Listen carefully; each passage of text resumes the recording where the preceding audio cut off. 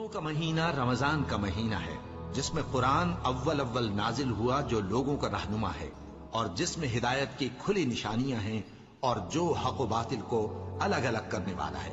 तो जो कोई तुम में से इस महीने में मौजूद हो, चाहिए कि पूरे महीने के रोजे रखे, और जो बीमार हो या सफर में हो तो दूसरे दिनों में रोजे रखकर उनका शुमार पूरा कर ले।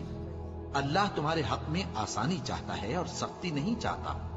और ये आसानी का हुक्म इसलिए दिया गया है कि तुम रोजों का शुमार पूरा कर लो, और इस एहसान के बदले कि अल्लाह ने तुमको हिदायत बख्शी है, तुम उसको बुजुर्गी से याद करो और उसका शुक्र करो।